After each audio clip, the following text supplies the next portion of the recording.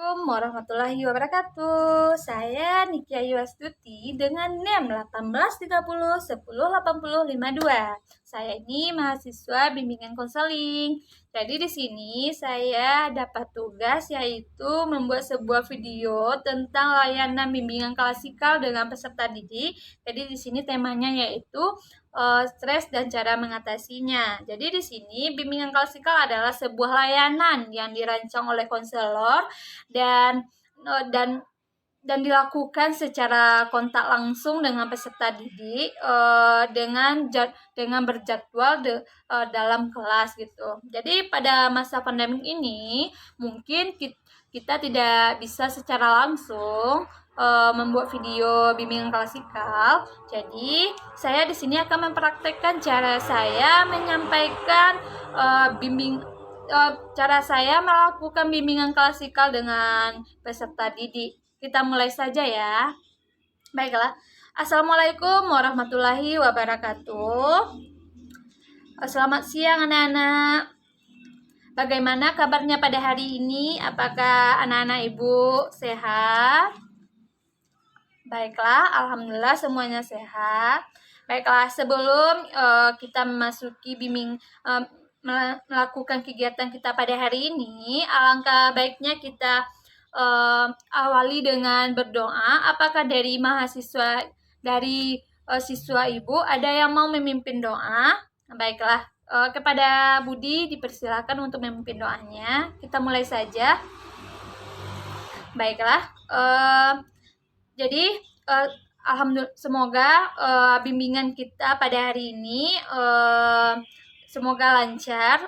Baiklah, di sini Ibu akan memberikan atau membangkitkan semangat anak-anak Ibu terlebih dahulu ya. Jadi di sini Ibu akan, kalau Ibu bilang pagi kepada anak-anak, jadi anak-anak Ibu harus menjawab gini, pagi sehat, tetap semangat, luar biasa, Allahu Akbar. Baik, gitu ya. Kita mulai saja.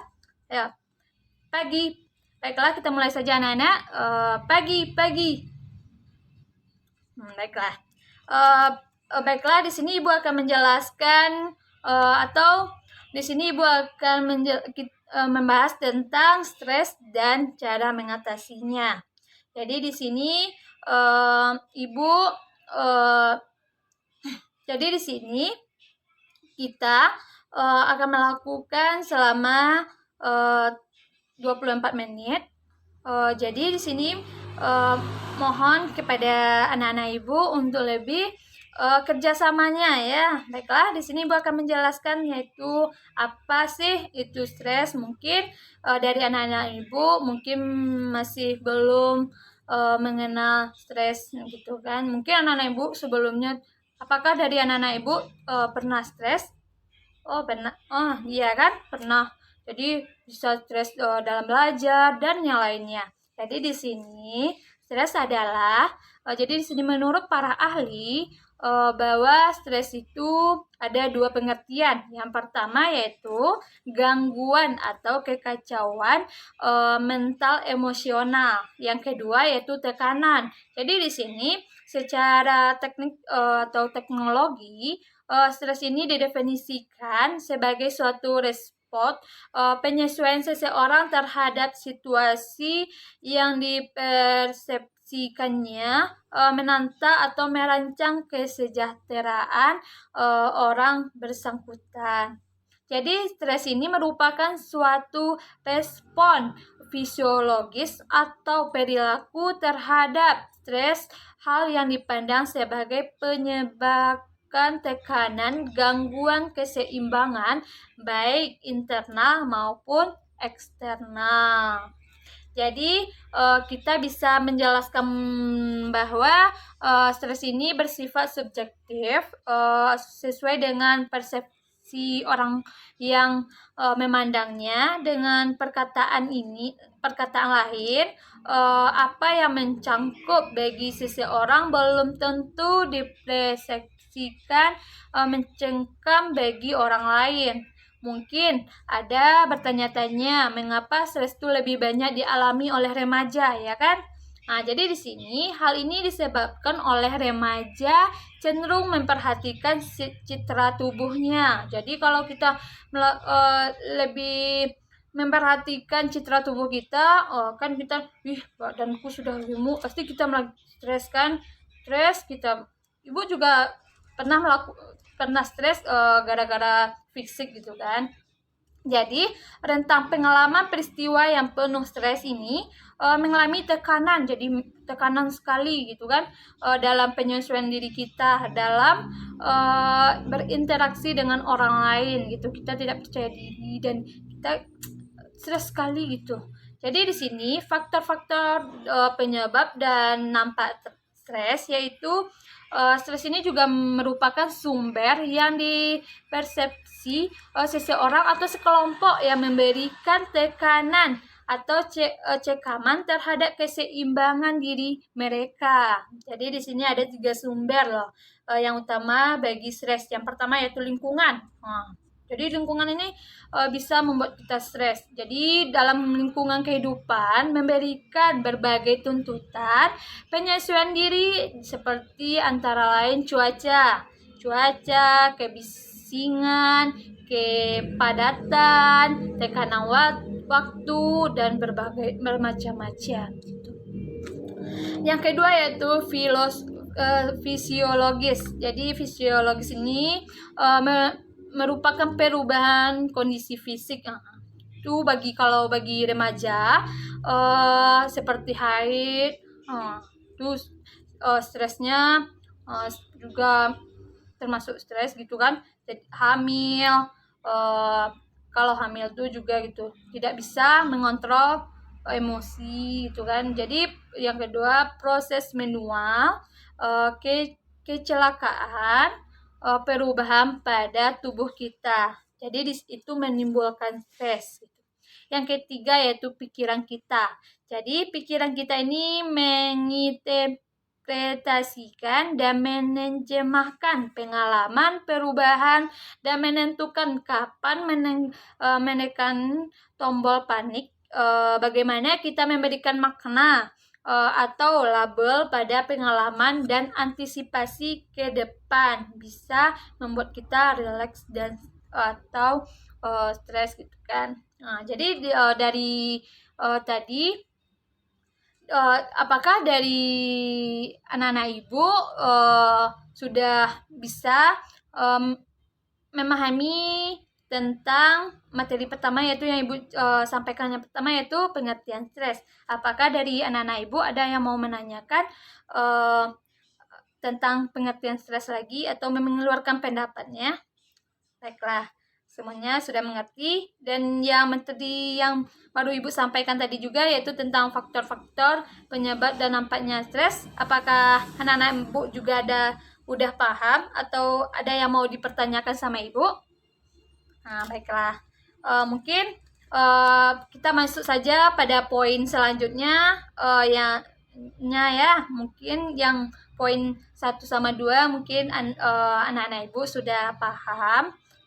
Baiklah, kita masuk saja yaitu yang poin ketiga yaitu gejala stres. Jadi di sini ada sejumlah gejala yang bisa dideteksi secara mudah. Yang pertama yaitu gejala fisiologis. Nah, jadi gejala fisiologis ini yaitu nyedut nadi bertambah kencang gitu. Nyedut nadi kita ini bertambah kencang, banyak berkeringat, terutama keringat dingin, pernafasan terganggu, otot terasa tegang gitu kan, sering ingin buang air kecil, sulit tidur, gangguan lambung. Apakah dari permasalahan gejala fisiologis adakah anak-anak ibu mengalaminya? Ya, seperti kita sulit tidur, kesulitan dalam tidur, itu kita mengalami stres tuh mah. Itu gejalanya. Nah, jadi yang kedua yaitu gejala psikologis. Jadi kalau gejala psikologis ini yaitu melengkung resah, kita tuh sering resah gitu kan, sering merasa bingung, sulit berkonsentrasi, sulit mengambil keputusan gitu, dan lain-lainnya gitu. Jadi kalau Ananda merasa resah Kak, itu adalah gejala dari psikologis gitu. Yang ketiga yaitu tingkah laku. Nah, kalau kita berbicara dengan tingkah laku, bisa saja tingkah laku ini berbicara kita seperti berbicara cepat sekali gitu kan, menggigit kuku gitu kan, dan menggoyang-goyangkan kaki. Nah, jadi itulah ciri-ciri orang yang sedang mengalami gejala stres dalam tingkah laku gitu. Jadi jadi di sini gejala stres dalam remaja juga ada. Jadi Ananda dapat mengetahui apakah diri Ananda mengalami depresi atau tidak. Tidak, maka Ananda perlu mengetahui gejala-gejala depresi pada remaja. Kan sekarang Ananda sudah dinamakan sudah remaja gitu kan. Jadi di sini ada berbagai gejala-gejala remaja yang dialami oleh remaja. Yang pertama yaitu kehilangan minat dan kegembiraan pada hampir semua aktivitas, dan hal ini hampir terjadi pada setiap hari. Yang kedua yaitu berat badan mengalami penurunan gitu. Jadi kalau kita kalau kita kan kalau remaja saat ini berat badan kalau sudah menurun, mungkin pikirannya tidak stabil lagi dan stresnya semakin meningkat gitu kan, maka berat badannya tuh semakin menurun gitu. Yang ketiga yaitu mengalami insomnia atau kesulitan tidur. Jadi kalau sudah hampir setiap hari kita mengalami susah tidur, maka ini adalah gejala dari stres gitu. Yang keempat yaitu mengalami penurunan minat dalam melakukan aktivitas yang terjadi hampir setiap hari dan kehilangan energi hampir setiap hari juga gitu. Ini juga termasuk gejala dari stres gitu. Yang kelima yaitu merasa dirinya tidak berharga atau merasa bersalah yang berlebihan. Jadi ini juga termasuk. Yang keenam yaitu kehilangan kemampuan untuk berpikir dan berkonsentrasi. Yang ketujuh, munculnya perasaan sedih hampir setiap hari. Yang terakhir ini yaitu munculnya pikiran-pikiran tentang kematian. Ingin bunuh diri yang berulang tanpa rencana gitu, atau adanya usaha percobaan bunuh diri gitu. Jadi itulah gejala-gejala stres bagi remaja atau gejala stres. Jadi Ibu mau bertanya kepada anak-anak Ibu, apakah ada pertanyaan tentang gejala-gejala stres ini? Atau ada yang mau memberikan contoh? Baiklah, mungkin semuanya sudah paham. Kita masuk saja materi selanjutnya, yaitu tentang nampak akibat stres. Jadi poin yang selanjutnya yaitu nampaknya akibat stres. Nampak stres ini juga dibedakan dari 3 kategori. Yang pertama yaitu nampak fisiologis. Jadi secara umum orang yang mengalami stres mengalami sejumlah gangguan fisik seperti mudah masuk angin, mudah pening-pening, kejang otot, mengalami kegemukan atau menjadi kurus yang tidak dapat dijelaskan. Jadi kalau gejala yang Ibu sebutkan tadi, jadi itu termasuk nampak dari gejala stres fisiologis.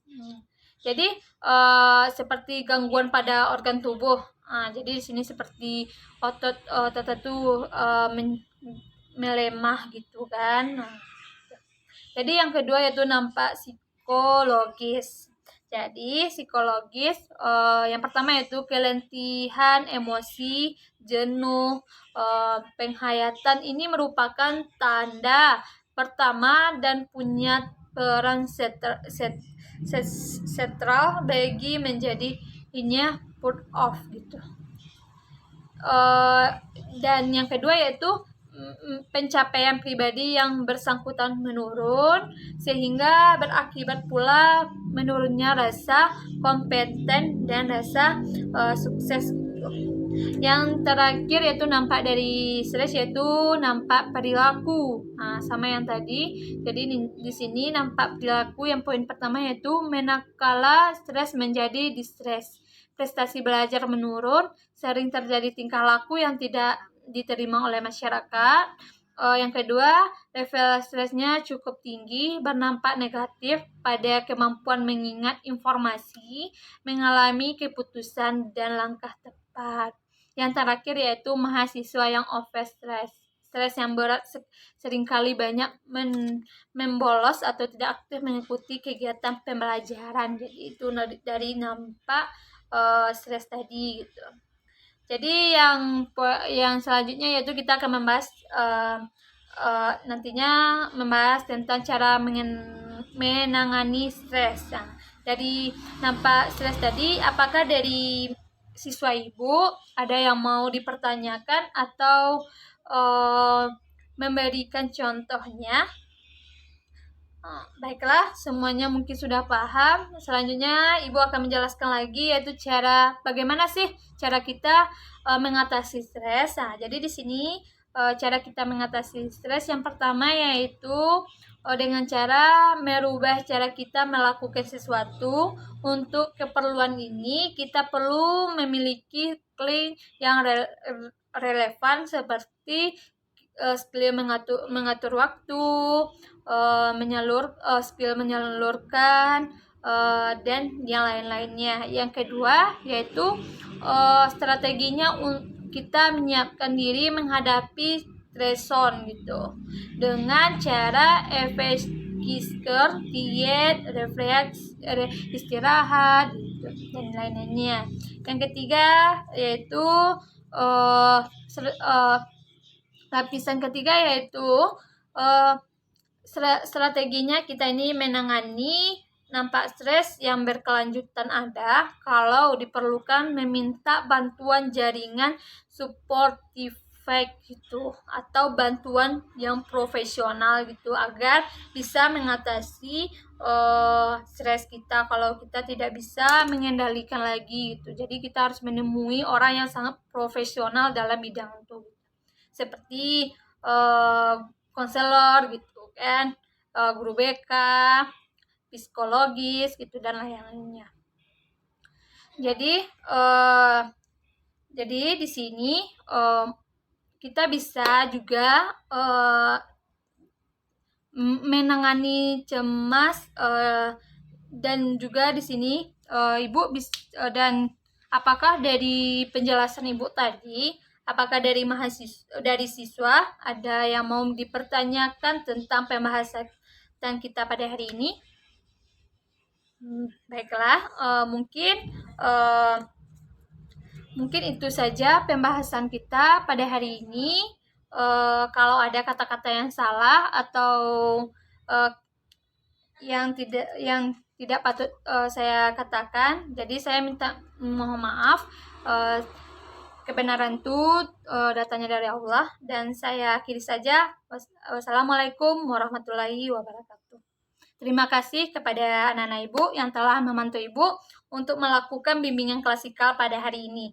Mudah-mudahan kita akan bertemu lagi pada minggu depan, dan mungkin kita akan membahas tema yang lain juga gitu. Baiklah, terima kasih. Ibu mau izin keluar dulu. Assalamualaikum warahmatullahi wabarakatuh.